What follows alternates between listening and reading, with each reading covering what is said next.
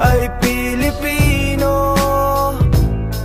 Di ko balak sabayan lahat ng iyong idolo. Ang gusto ko'y mabuksan ang nakasaradong mata mo. Maraming kabataan, kakarampot na lalaman, pinipili na unahin, pabagain ang alaman. Para sa'kin, masama yan, yan na lang ba kapalaran? Paano matatakasan kahirapan kung wala kang gagawing aksyon? Maghapon lang nakahilata, oras wag sayang, hindi ka habang buhay bata. Sa mga magulang mo, ikaw ay mahiya, pagod nakakatrabaho, tas ikaw nakahiga, ha?